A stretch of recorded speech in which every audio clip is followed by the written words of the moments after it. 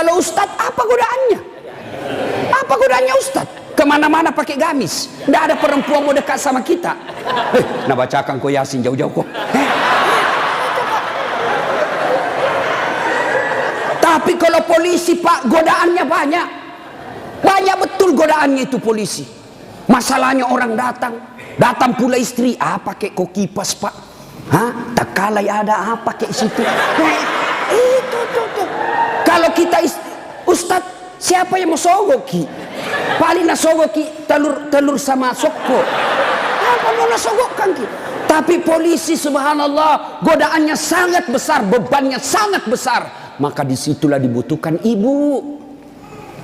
Pelihara suamimu. Jangan kau malah jadi tukang kompor. Apa kek, masa kita sudah 17 tahun menikah tidak pernah tongko beli gelang. Itu saja baru polisi baru 3 tahun suaminya gelangnya kayak pelik sepeda. Betul dia baru 3 tahun tapi dia sudah jual sawah warisan.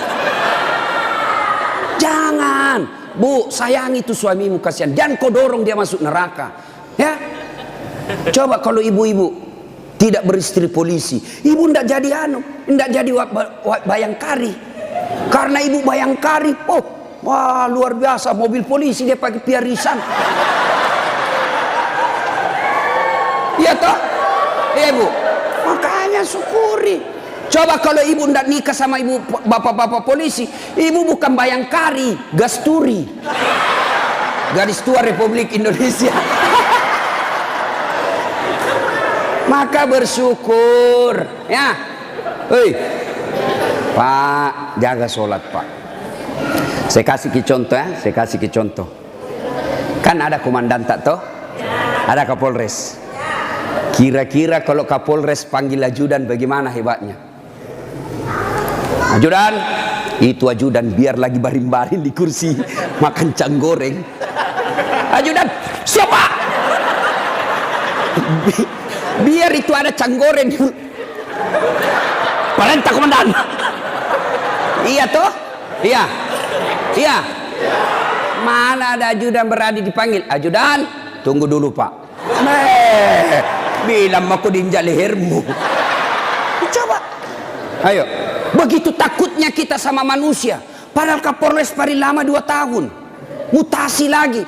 Tapi begitu takutnya kita sama manusia. Tidak berani kita bilang tunggu. Lalu kenapa ketika azan berkomandan Allah memanggil kita, hayya 'alal falah. Hei Pak polisi, sini kok, saya kasih kok kemenangan.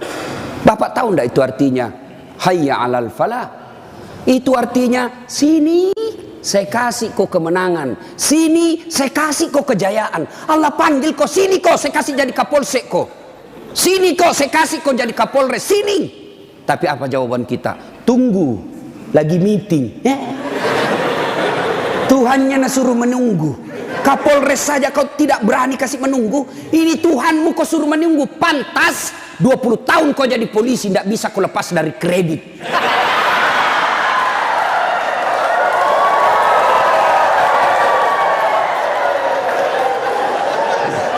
Gas memang.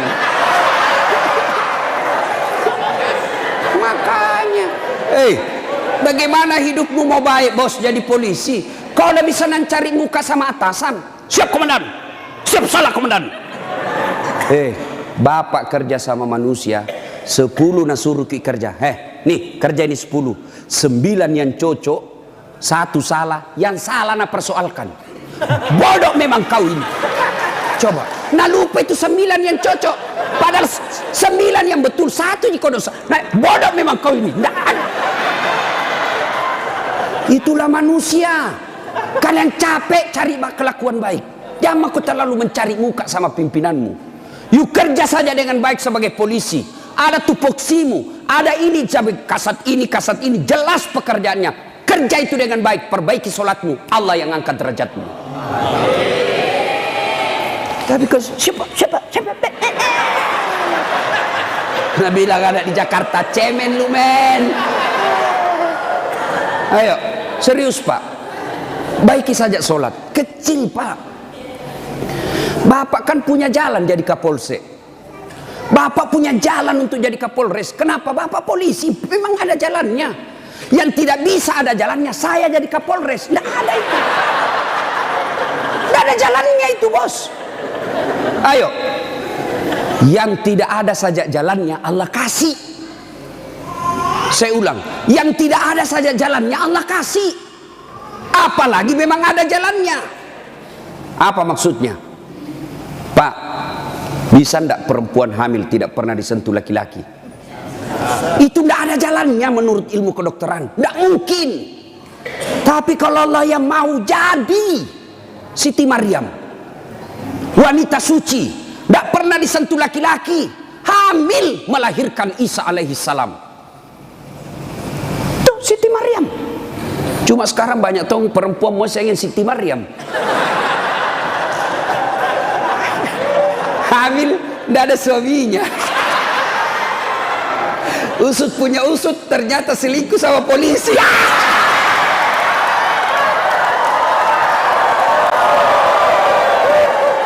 Gas memang. Kau bilang gas. Coba, makanya ku gas. Kasihan ini perempuan kau kasih begitu. Dia mau melapor ke polsek, temanmu itu datang pati melapor. Datang melapor malah dikasih takut-takut. Kau dapat pasalan pencemaran nama baik ini paling. Ayo. Pak, Bapak mau baik, perbaiki saja sholat. Saya kasih lagi contoh. Saya akrab sama Kapolres. Saya datang di Sidrap. Pak Kapolres, adakah di Sidrap ini cari-cari telur, mau pengantin? Siap Ustadz, gampang. Kapolres telepon ajudan. Ajudan, itu Ustadz Dasat ada di hotel, kau jemput pakai Alparnya Aji. Karena ada Alparnya tahu Pak Kapolres. Hah? Tapi punya teman. Nah, bawakan telur. Selesai masalahku soal telur. Kenapa? Saya akrab sama komandan. Sebaliknya ada orang dari Makassar, tidak pernah ketemu Kapolres, tidak pernah kenalan, tidak pernah didengar namanya. Assalamualaikum Kapolres. Saya ada di Sidrap ini, saya cari-cari telur, pinjam dulu mobil Pak. Siapa nak telepon Kapolres? Kapolsek, tangkap itu. Hah?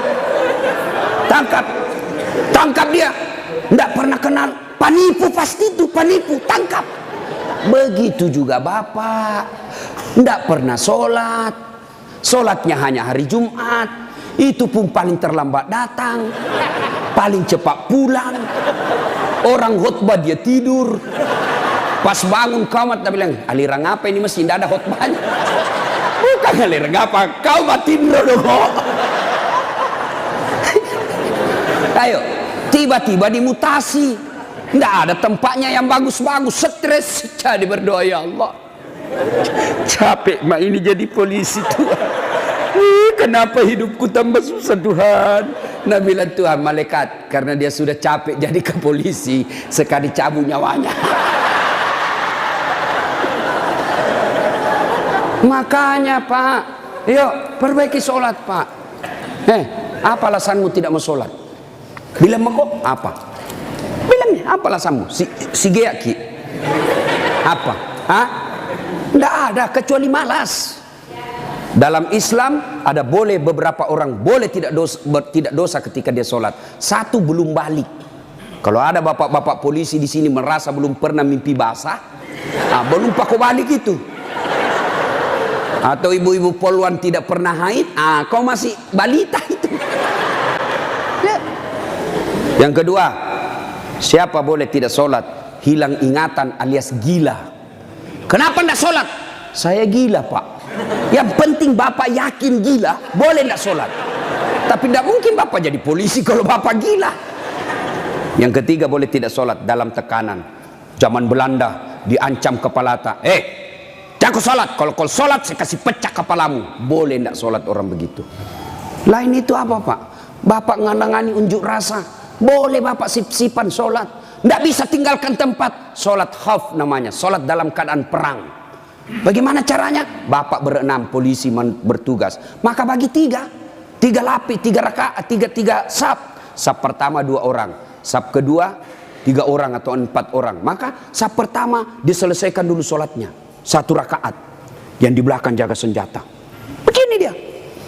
Selesai ini yang saf pertama 1 rakaat, maka saf kedua lagi yang selesaikan sholatnya, saf pertama lagi yang siaga-siaga senjata. Boleh Pak. Tidak bisa ditinggalkan tempat Ustaz. Kita tayamum darurat. Boleh Bapak. Kalau pergi ambil air 1 kilo, bahaya ini keadaan. Bapak tayamum di situ. Tidak usah buka sepatu. Boleh. Bagaimana caranya? Letakkan telapak tangan di pasir. Sudah itu tepuk. Karena kalau kau tidak tepuk ada pasir, kau gosok matamu. Tidak jadi kesembahyang.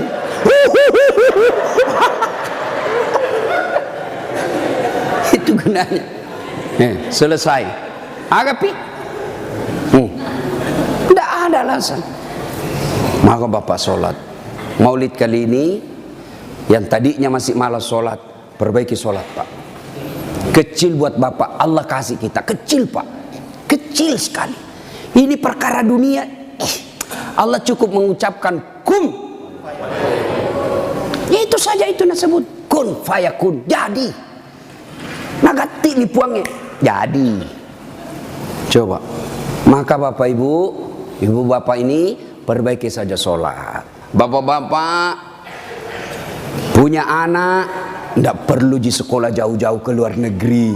Kontrol saja sholatnya. Baik sholatnya, insya Allah anakmu akan bahagia. Ya? 1, 2, kata Nabi, jaga perempuan di antara kalian. Nabi lagi tidak bilang jaga tetanggamu. Ini bapak-bapak juga banyak kalau sama tetangganya sopan. Assalamualaikum Ibu.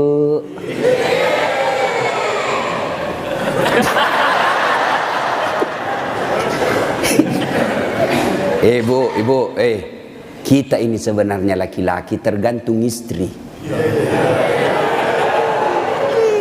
Kalau istri kita baik, sopan bicara, tidak mungkinlah kita macam-macam.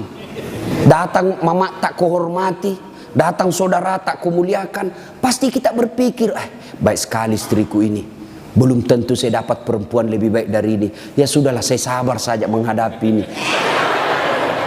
Tapi kau suka kau ngomel, malas, datang mertuamu tidak pernah enak mukamu. Baru 1 jam duduk kau bilang kapan pulang mak. Datang mertua laki-lakimu langsung kau bilang kasihan mbokmu. Datang lagi bapakmu bawa beras 50 kilo, pulang nanti 1 juta. Ada begitu cerita Pak. Itu yang membuat hidup tak sial. Betul Pak. Kalau ada istri bapak yang tidak tahu menghormati orang tua tak, itu yang membuat hidupmu sial. Maka nasihati itu istri baik-baik. Ini juga ibu-ibu, hargai itu suami. Ya. Untung ibu punya suami, punya anaknya orang. Coba terima beres. Serius kah ini? Datang itu mertua kita hormati, muliakan. Coba, ada kadang-kala ibu-ibu curhat sama saya, Ustaz, kenapa itu suamiku lebih sayang, kasihan satu rumah kak sama mertuaku, mertua perempuanku. Kenapa ini kasihan suamiku, sayangnya sama mamanya saya tidak. Saya bilang, sadar kok ibu, mamanya orang itu, bukan selingkuhannya, bukan istri kedua. Kalau istri kedua boleh kau bilang begitu, bersaing kok. Tapi ini mamanya, dari rahimnya itu, keluar dari perutnya, dia yang didik dia yang kasih jadi polisi, dia yang biaya, kau terima beres. Sadar, mestinya kalau begitu suamimu, kau bersyukur. Ya Allah, baik betul ini suamiku. Mudah-mudahan nanti anakku seperti suamiku, tetap sayang sama saya meskipun saya sudah tua. Dengar itu.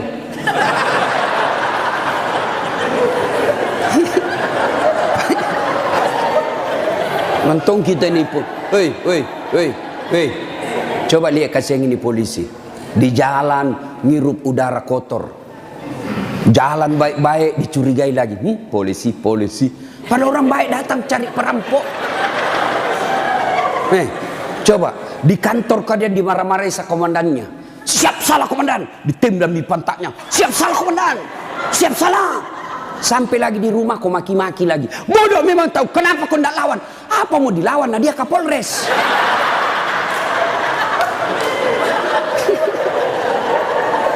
Iya toh. Ini kasih muka-muka susah semua ini kasih ini polisi. Coba lihat.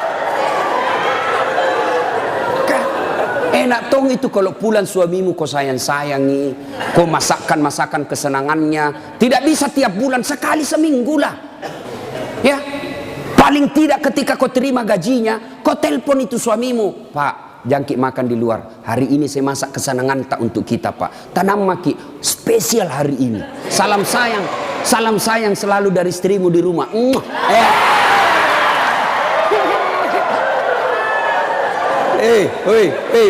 Bu, itu suami polisi kalau dapat SMS begitu, nah kasih lihat langsung Satpol PP. Satpol PP polisi setengah. Nah, ada di sini.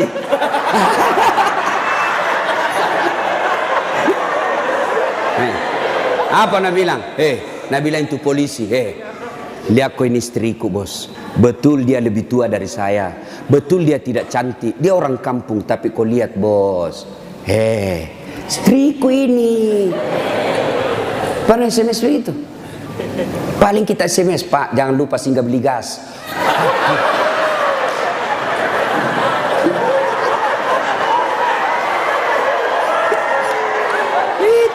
Itulah susahnya jadi suami. Tapi bapak juga kalau disuruh singgah beli gas, jangan sok-sok gengsi. Jangan gengsi. Kan biasa kita laki-laki, saya polisi, saya ajun komisaris, saya ini pangkat tinggi, masa beli gas? Kenapa nih? Ayo, kecil itu. Coba, untung bukan kita yang hamil. Mau kita tukar? Kita yang hamil, istri tak beli kompor gas. Mau kita tukar kira-kira itu? Repotnya itu perempuan hamil, jalan saja setengah mati, 9 bulan itu kasihan. Melok ni masuk. Coba itu perempuan kalau hamil, duduk aja setengah mati, harus pakai standar samping. Lama itu, mapanguju tuh kasih kalau melek tudang. Coba kalau bapak langsung saja begini, selesai. Maka ketika yang begitu, bapak ikhlas saja. Itulah pengabdian kita kepada istri. Ya, tenang. Itu Nabi Pak 11 istrinya. Tapi tidak pernah ada istrinya mengatakan menyesal saya nikah sama kau Muhammad. Bapak satu menderita lahir batin. Itu Nabi Pak, Nabi kalau minum sama istrinya, dia kasih begini, minum. Kasih lagi istrinya, satu teguk, kasih lagi istrinya. Begitu romantisnya Nabi. Dan hebatnya itu, kalau Aisyah minum di sini bibirnya, itu cari Nabi. Coba Pak Kasat begitu. Minum bekas bibirnya istri. Bau na mulutmu.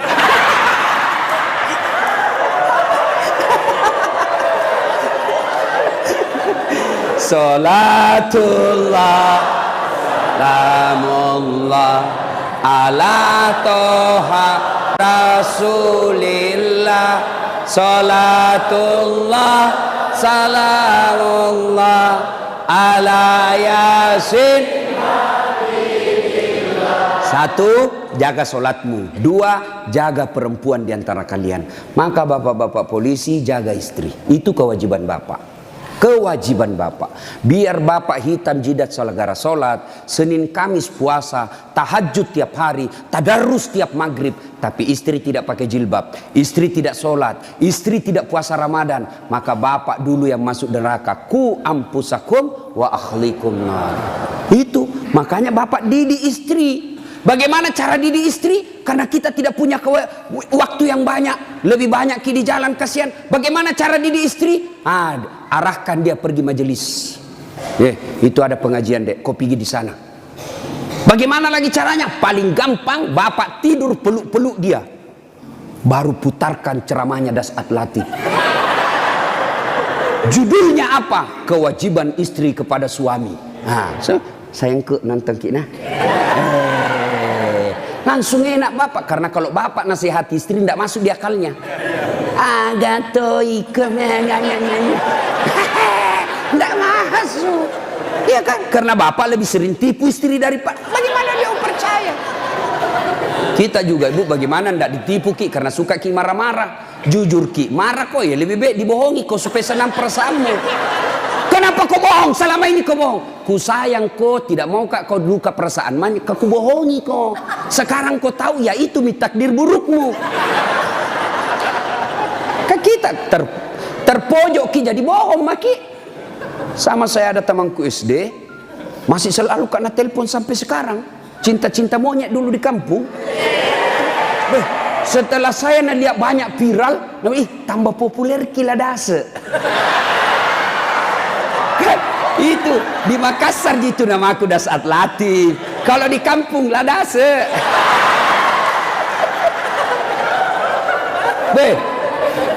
Dia selalu lah telepon saya. Nggak enak kan? Nah tahu istriku, perasaannya istri saya hormati sekali istri saya. Saya terima.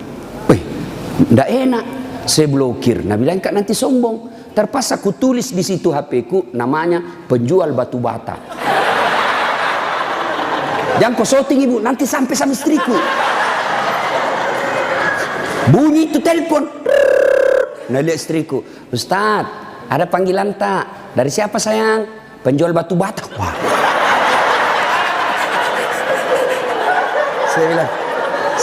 Dia bilang, saya angkat. Oh jangan kau angkat, tagihan. Nggak cukup uangku itu. Istriku kalau bilang uang, nggak mau dia karena nanti uang belanjanya saya ambil. Jangan angkat. Jangan angkat Ustaz, jangan maki, belum cukup uang. Selamat saya. Satu ketika saya pulang ceramah. Bikinlah saya teh. Kan saya bikin sendiri. Saya tahu, oh sudah. Saya minum, kenapa nak asin ini? Barat salah kasih kah ini? Saya pergi lihat toples, tulisannya gula. Isinya, garam.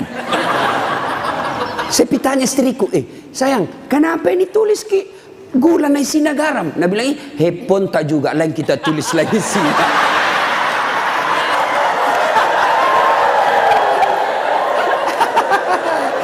Ibu, sudah tahu rumusnya toh? Pak, jaga istri kalian, jaga. Gimana caranya? Ajari terus, nasihati terus. Tapi bapak tidak mungkin bisa didengar istri kalau bapak saja kelakuannya tidak baik. Tidak mungkin. Maka untuk menjadi baik kepada istri, bapak dulu yang harus bagus. Bapak dulu yang kasih contoh sholat 5 waktu.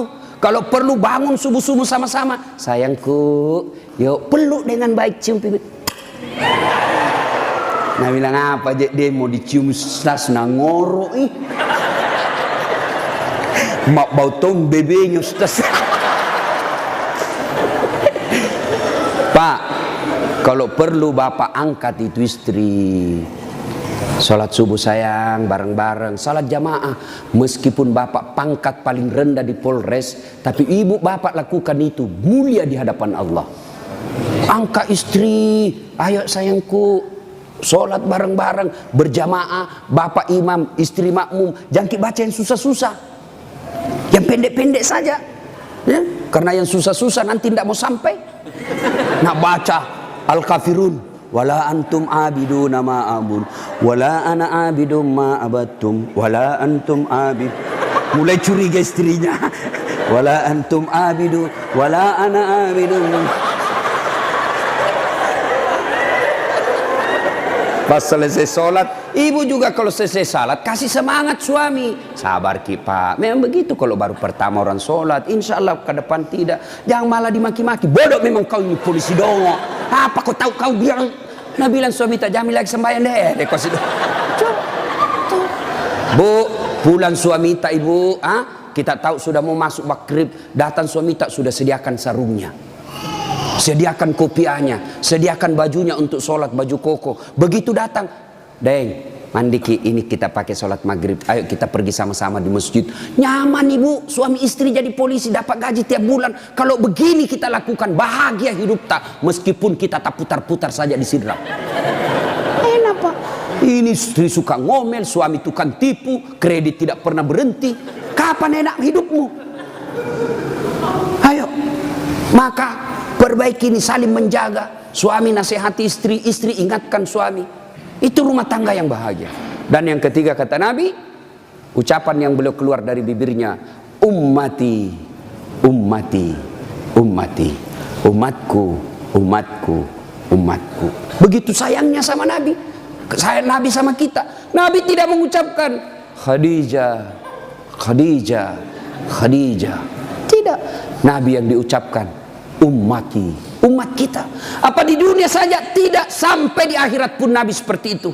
Ketika hari kebangkitan tiba, Allah perintahkan kepada malaikat Jibril, Jibril, kau bangkitkan manusia paling mulia yang sangat aku sayangi, Muhammad sallallahu alaihi wasallam. Nabi Jibril setengah mati mencari, lalu Allah kasih keberkahan. Makamnya Nabi keluar asap, didapat. Lalu bangkitlah Nabi. Ya seperti itu yang kita lihat di sirkus, ada manusia yang tiba-tiba naik saja ke permukaan. Lalu Nabi duduk, gosok mata. Jasadnya Nabi Pak sampai detik ini tidak hancur. Seperti ketika beliau hidup, kulitnya tidak rusak. Pernah kan beberapa kali itu kan kuburnya Nabi jasadnya Nabi dicuri. Kan beberapa kali tuh, 9 kali. Dan jasadnya pun sudah ratusan tahun meninggal, masih sama. Nah, bangun Nabi, gosok matanya. Lalu Nabi buka, nampak Jibril di depannya. Lalu Nabi berkata, Jibril, hari apa ini? Ya Muhammad, inilah hari kebangkitan yang pernah Allah janjikan kepadamu. Kira-kira kalau bapak bangkit seperti itu, bapak cari siapa? Mana kasihan anakku? Oh, mana itu istriku yang baik sekali? Apa Nabi cari keluarganya? Tidak. Nabi tidak berkata, mana bapakku, rindu saya mau melihat bapak saya yang tidak pernah saya lihat wajahnya. Tidak. Siapa yang Nabi cari?